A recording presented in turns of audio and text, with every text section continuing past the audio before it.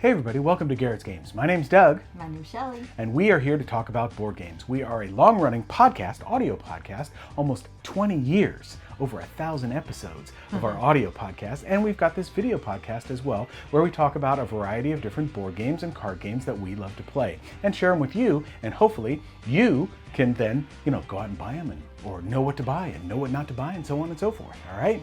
So what we've got up today are 6 different card games from AMIGO and Piatnik. So Piatnik is an Austrian company that released these originally over the last couple of years, and AMIGO is now bringing them over here to the United States.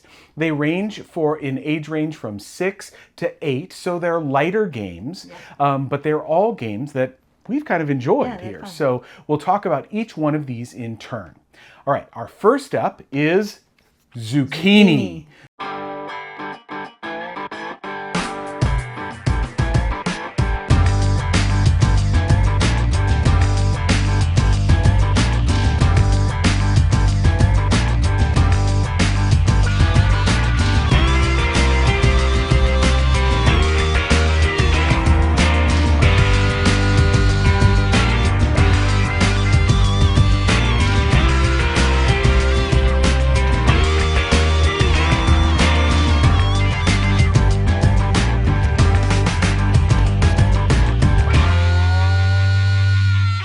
Zookini is a game that is similar in some ways to a game that all of you know, which is Uno, all right? So it has some of those similar traits. This is designed by, well, I'm going to get it's on the back of here.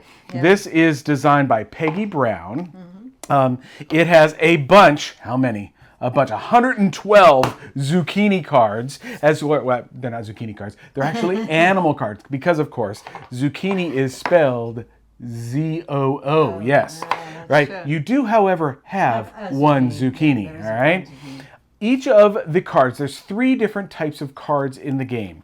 There are, actually, I should say 4. There are animals with bikinis on. So this is a snake. All right. Very interesting. All right. Bikini on with that one. Yeah, exactly. With a black bear bikini on. Okay. This would be a black bear with, I think, an ostrich or some kind of beautiful plumage peacock or something. So they're wearing. This is an octopus with an octopus bikini on, right? Color, so you can see, yeah, exactly. Either they are 2-colored or they are monocolored. Right. Then you have, of course, the animals that want to go au natural to the beach, right? All right, so you got those.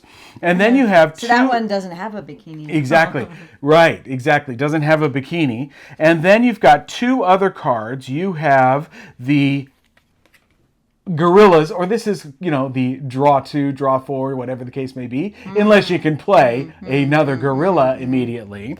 And then this one, you bring in slapjack. Yep, you gotta fly, and you gotta slap that down, and the first person to do it, it's their turn next, all right? Right. So those are the 4 types of cards in the deck. What you're, of course, going to do is, for example, if I played this, what is that? A elephant? Oh my gosh, what is that animal? I have no idea what the animal that is. I think that might be an elephant. Yeah. All right, here we go. If I played this rhinoceros, who is wearing an orange, what is orange?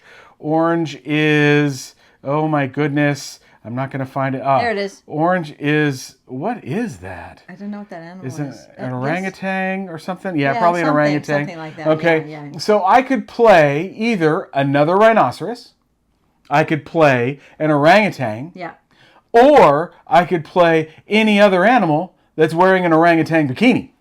Right? Right. So that's the way that works. So, it's... You can tell by the colors. Yeah, you can tell by the colors, exactly. Yeah. Even if you don't know what the animal is. Even if you're not sure about the animal. Like, yeah, I know. This is a giraffe, okay? Yeah. All right. Yeah. And that's an au natural giraffe, okay? But then the other little twist in the game is that you randomly start, and somebody starts with the Zookini. Oh, yes. They put that in front of them, and then they can play 2 cards, as long as they're following the color matching. They can play 2 cards on their turn. When they do that, they then have to pass that card to the person who has the most cards in their hand. Right. If they happen to have the most cards in the hand, they get to keep it, all right? So that's a nice little catch-up mechanism in the game. We played this a few times, and one person kept this most of the time. That is possible, yes, yeah. But the other times it usually does go back and forth. Yes. If you can't play a card, of course, you have to draw a card, and that's the way the game works. And basically, whoever runs out of cards first wins. There you go. All right. Zookini. Pretty straightforward. Kind of fun game. Check it out. All right, our next game is Boo to the Goose.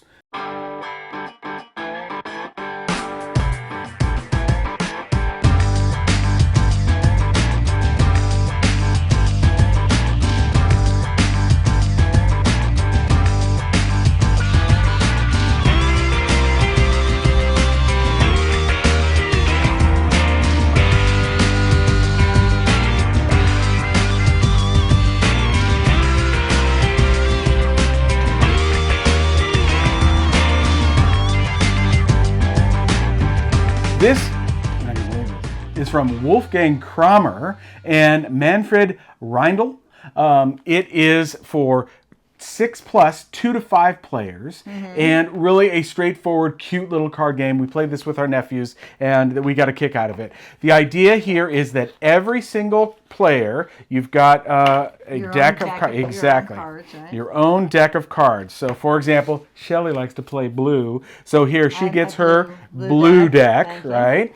And I get my red deck. The same okay, deck. Same stuff in the deck. In fact, I can tell you there are let's see, 24 cards in each person's deck, and you either have geese, a goose, or a dog, or a fox. A fox, exactly. And you're going to mix up your hand of cards, or your deck of cards, I should say, and you're going to draw 5 into your hand. Okay. And we're just going to go around and keep playing as long as, and then there are 2 things that you can do on your turn. Either you're going to play a dog or a goose card.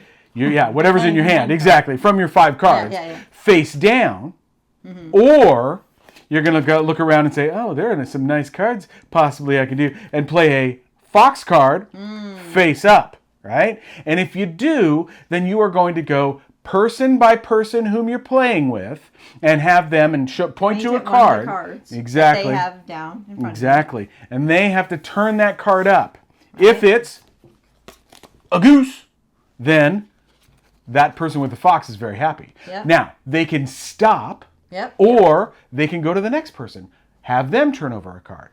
Next person, have them turn over a card, and as long as there's a goose, they're safe, and their fox is running rampant through all of the geese.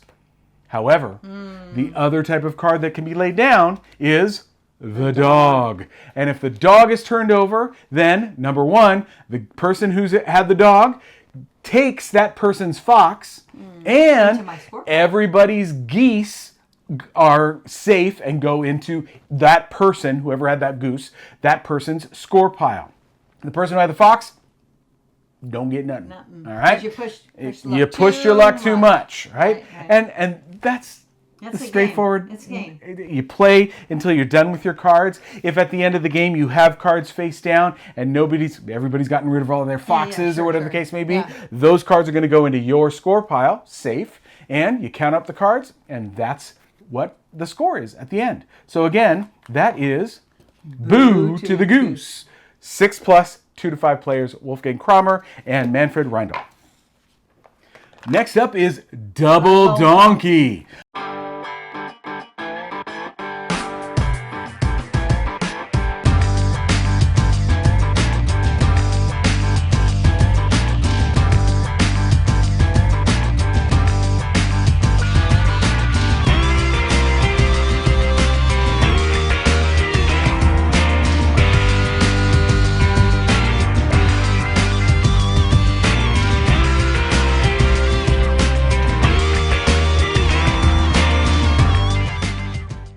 This one is for 8+, 2 to 5 players, and the designer is Michael Moldler. This is a game where you are trying to get rid of your cards, all right? And so you've got 2 different cards. You got the hay card, you got the donkey card, all right? And then you've got 2 different types of cards in the deck. You have double donkeys, all right, that are 2 different colors. Or you have a single colored donkey that is an angry donkey that is kicking a die, all right? And you have all all the die that match those colors. Yes, 6 different dice that match those colors. Exactly. All of those, On a turn, so let's quickly show you what a turn looks like. So in the game, you're going to take out a certain number of cards if you have fewer than 5 players. And then you're going to deal 1, 2, 3, 4, 5, 6, 7, 8, 9, 10 to the bottom of the deck. And that, when you go into that deck, then that will be the trigger for the end of the game. Everybody else is then, and I'm not going to count these out, but everybody else is going to get a hand of 10 cards, okay? And they're going to be able to look at those cards. Oh, sorry. Nope. Scratch that. You're going to draw the top 3 cards, Dane Bramage, and they are going to then look at those, and using that as a guide, each person in turn is going to roll all of the dice and then choose one of the die values here that is not yet on the hay card, right? So number. Exactly, that number. So for example, even though I would never show Shelley my cards, I have 3 cards that have yellow on them, right? And that's a perfect and what number. you're trying to do is have low values. So I am definitely going to choose that yellow one. And what that means is that when Shelley now rolls up, and she's got 5 of the dice left, when she rolls, she's looking at her cards, but she can't play a 1. I have 2 purples, so I'd really like to get that as a low number. And I'd also maybe like to get my green as a high number. Right. She could bluff there, because if she plays that card, these cards flip the die over to its opposite side. So let me see what that would look like. Let's keep rolling. Oh, so I'm like, I might take, I don't like these at all. So I'm probably going to take blue because it's not one you have. And it's a high number. Right. So I roll up, and I'm looking at mine, and I am really not necessarily happy with this, but that one works okay. I could not have played either of these 2 because they're already represented on the hay card. If they were all the same, then and only then could I make the choice. So Shelley goes and does hers. I'm hoping for, this is not. So for example, this green one, it would be, if I flipped it, if the 4 would turn into a 3. That's not great. But 3 is not bad if I don't know what Doug has. Right, exactly. But I probably would pick Actually, she can't do either of these 2. So you only can do that one. Exactly. Yeah. So that now, see, notice both 4s. So I have to play one of these, and I'm going to do that. And so Shelley rolls, that's going on. Okay, so now we look at the dice that are there, and we can choose 1 or 2 or 3, all 3 of the cards, and play them down. And what we want to get is, we just don't want to have the single highest value card of any that get played. So I'm looking at mine. I'll talk you through my decisions. I'm going to play those 2. And I'm only playing this one. Okay. So usually we do this simultaneously, so she wouldn't know that I'd chosen 2 when she chose 1. Flip these over, and she's very happy because this 4 becomes a 3. Right? So this is only a single color, so she's got a 3. I have a 1 and a 2, so that's worth 3, but this one is a 1 and a 3, so this one's worth 4, so I have the highest value card, even though I went pretty low. These all get discarded. All of these get discarded, exactly. Because I had the high card, and I got rid of 2 cards, I have to draw 2 from the main deck, rather than my personal deck, and Shelley's drawn 1 card from my deck. And if you want to play fully, I was the jackass this turn. All right. So that is Double Donkey. I think this is pretty great. It's pretty straightforward. This is a great late night filler, fun little stuff. When you play, we found that when we played with more people, it makes it that much more fun. Oh, yeah. And your decision making is only so much controlled. There's a lot of chaos here, but it's really fun. So again, that is Double Donkey. All right, next up is Zero Hero.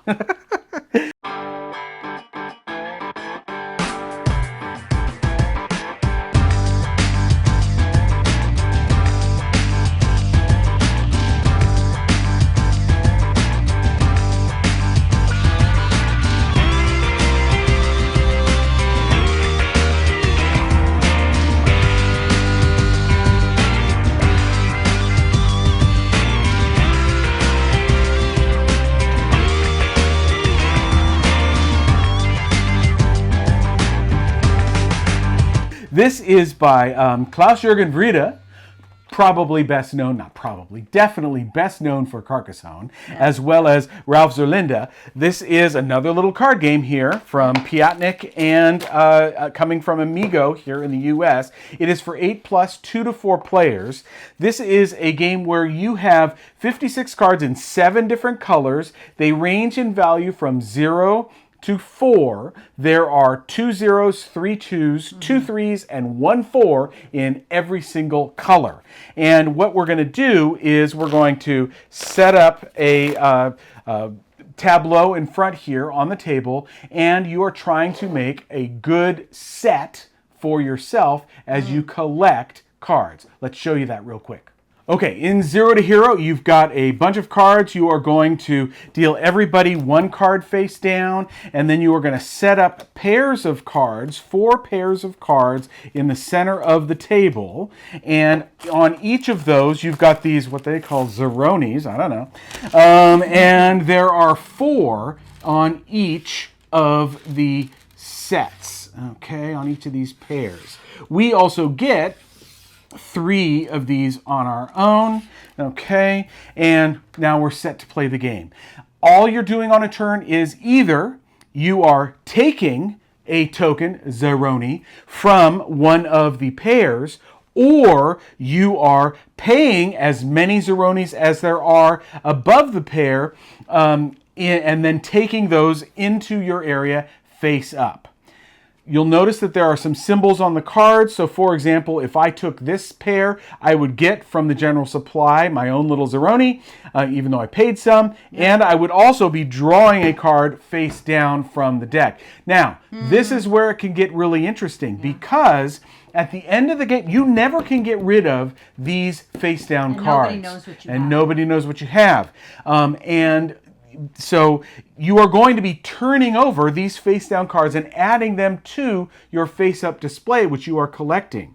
And the way this scores out at the end is, if you have a single card in a particular color, you're going to score its face value. If you have... So the most you could get would be 4 for the that. most you could get would be 4, There's exactly. 4 in each color. If you have a set of 3, then you are going to also score the 2 highest cards in that set multiplied together for that score. So the most you would get with that would be 3 times 4, right? Exactly. 3 times 4 would be 12. But you could have collected a 2 and 2 zeros, and then you get 0 points. All right. You also get 0 points if you have collected 2 or 4 or more in one color. So that's why getting these cards face down could be kind of bad towards the end of the game. Or it could be good. Or it could be good. Yeah. Yeah, exactly. You're definitely trying to look for it. Yeah. So that's the way Zero Hero plays. All right. So real quick, what'd you think of this one? I like this game a lot. I like this game a lot. Yes. Fun 2 players, fun multiple player. Definitely, definitely. Of all the Really games good. that we've got here, I think this is the one Was that this I the one like you the like the most. best? Yeah. Double Donkey's pretty Double great Donkey's too. pretty Yeah. great. But I love Boo to the Goose too. Boo to the Goose is really fun. Yeah, it's fun. Yeah. And the other I mean, they're all one, great. They're all really really fun. good, But I yeah. think this one this one one's has really a bit nice. more depth and Yeah. some really strategy as you're figuring out, okay, well, now how many Zeronis does Shelly have left? Can I push it one more before I then go buy so that I can make it a little bit cheaper because she still doesn't have the ability to buy and so on and so forth. Didn't talk about. There's also another card I didn't talk about. Oh, well, there's the end card, right? Well, yeah, that's going to trigger that. Also you can take a card from... This is a really great card. Yeah. This is either take a card from somebody or give a card to somebody. So if you have too many, you know what you have in your hidden area. Yes, that's the way to go. You might have more cards here. So there's some nice strategy in this one. Yeah. Again, this is Zero Hero from Klaus-Jürgen Wrede and Ralph Zerlinde. All right, next up is Jinx.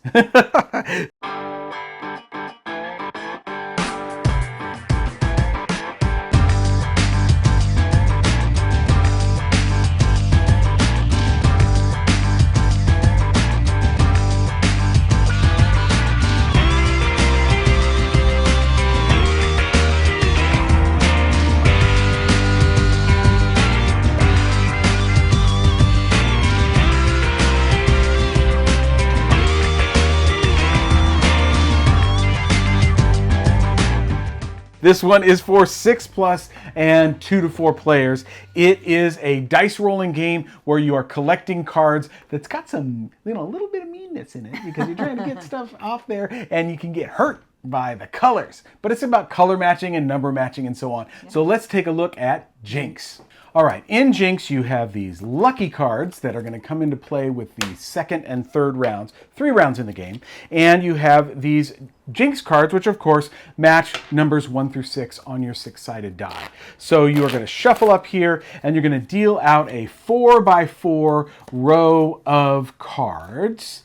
And you are then going to, on your turn, roll that die and take a card that is matching the number on your die value. So if I roll and I roll a 3, I could take either this 3 or this 3. And here's where decision making comes into play. Oh, sorry, that one too. Yeah. There are 3 purples, 3 oranges, and only 2 yellows. Yeah. And why might I be looking at that? Well, the big decision comes in because if the color of any of your cards that you have at the end of the round matches stuff that hasn't been taken, then you have to get rid of it. So I'm definitely going to take this yellow 3 because I want to make sure that it sticks around, and I'm hoping that that other yellow gets eliminated. Or exactly. You take it or I take it. Right. Shelly rolls a 3. I'm like, okay, well, there's 1, 2, 3 purple, 3 orange, so that's it. Really orange or purple, exactly. Not much there. Now there's the 4, okay, and there is no 4. Oh, there's a 4. All right, and Shelly's happy because it's orange, so I've eliminated that. Oh, yeah, of course. There we go. I'm looking for and there's a 4. Now there's a 4, and there is no 4. Exactly. Now you can do a second roll, and Shelly, because there's no match here, is definitely going to want to roll one more time. Ah, now she's happy. Really happy. Very happy because she got rid of all of those oranges. Right. All right. Now I'm rolling, and I roll a 6, and wow. Okay, that's not great, but okay. I will take this teal 6 back to Shell. Got a 3. The only 3 that's there. Okay. Okay. The 4 again, not there. So, and there's a 6. All right. This is looking good, but not so good on my part here. All right. A 5. So I'm happy because I get my purple 5. Oh, you want to take that one? Blue. No, that's a blue. That's not purple. No, you want to take that one, which is unique. I do want to take all right. that. Thank you. Okay. I'm going to take a 3. No, there's no 3s left. And there's no 4s left. So at this point, all right, I am less than happy because now we go, and so the round ends at this point, okay? And we look at the colors in the grid, and then we, if there are any colors that match, you have to get rid of all of those cards in that color. So I have to get rid of my yellow, my teal, and my purple. I'm in the purple, but I get to keep these. Okay. Then the player who ended the round also places their highest value card, that would be me, in the middle of the table. And so I got nothing for that round. Yeah, All right? that's painful. That's painful. Now, starting with the player who ended the round, if you do have any cards left, you can discard one of them and get a lucky card. Right. I will definitely Okay. do that. So do I get to look at You the can. top Well, two? you might want to get rid of your 1, which is that's only worth possible, 1 yeah, point. okay. Yeah. And then you you just draw. Just draw that one. Okay.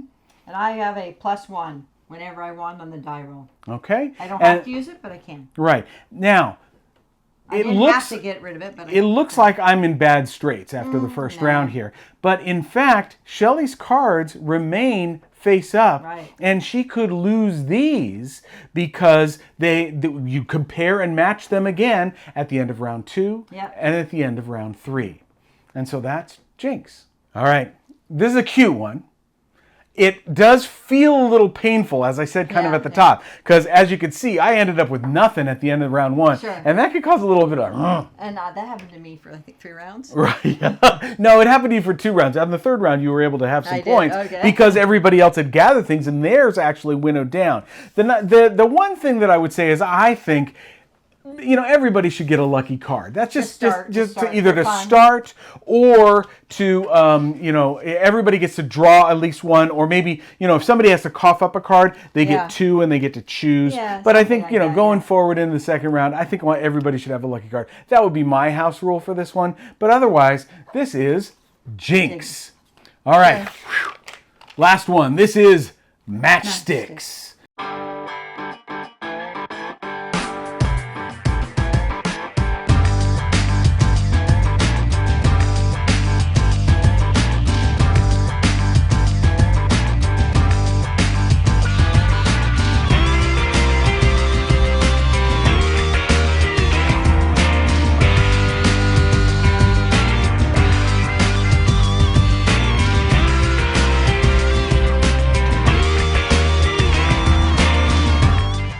All right.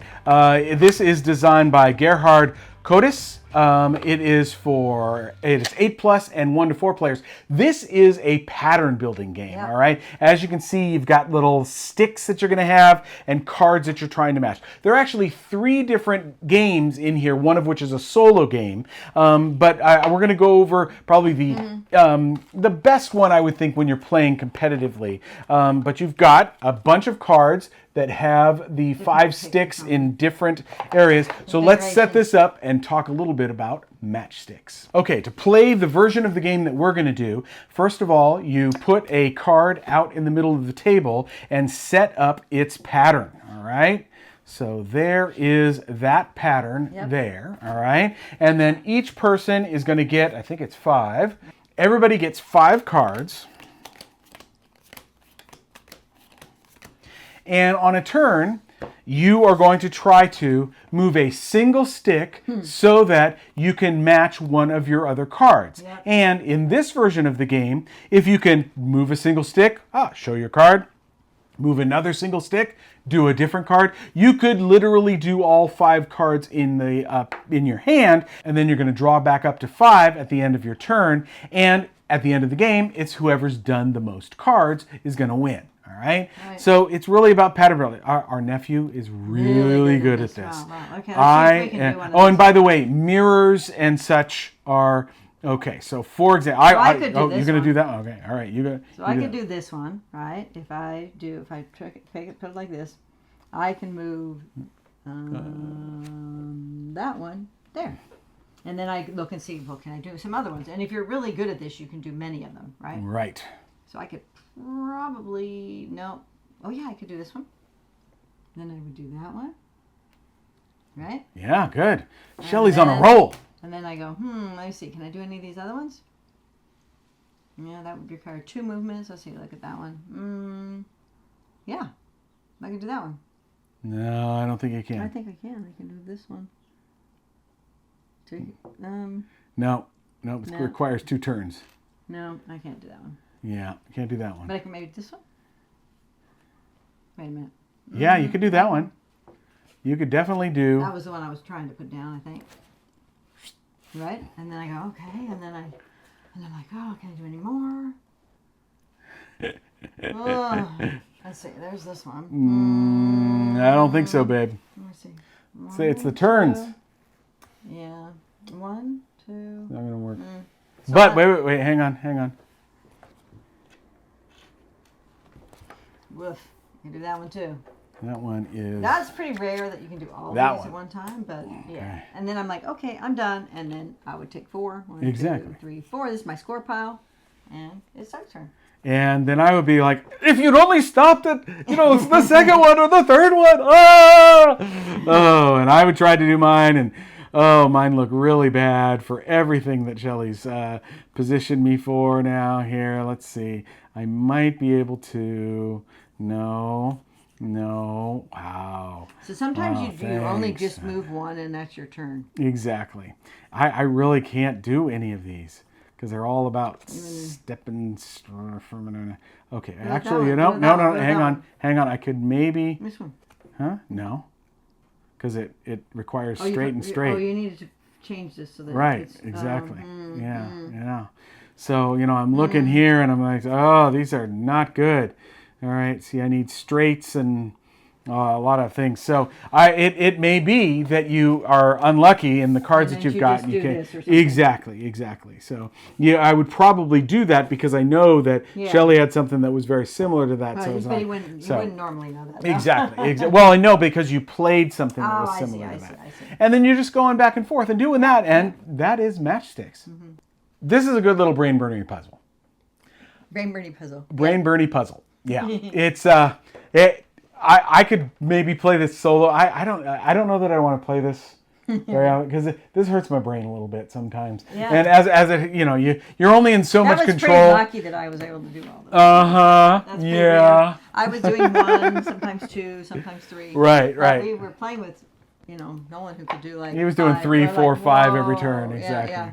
Because if you do them in certain order, you really Right, you can line them up exactly in advance, which sometimes we can't always do. So again, that is Matchstix, and again, this is designed by Gerhard Kotis. All right, everybody, that was 6 different Piatnik, now being released by AMIGO here in the United States, little card games. We are always on the lookout for AMIGO card games when we go to Essen. So it's nice to see that they're pairing up with Piatnik to pull off these. Again, we're going to go through. We had Zookini, Boo to the Goose, Double Donkey, Zero Hero, You grabbed the wrong one. Jinx, and Matchstix. Check them out. They're coming out here from Gen Con, which was just this past weekend, and should be hitting the shelves here in the U.S. as soon as possible. Head over to AMIGO and Piatnik to see more about them, and we thank AMIGO and Piatnik for the review copies. Have a great week. Take care of yourselves. We'll see you later. Bye.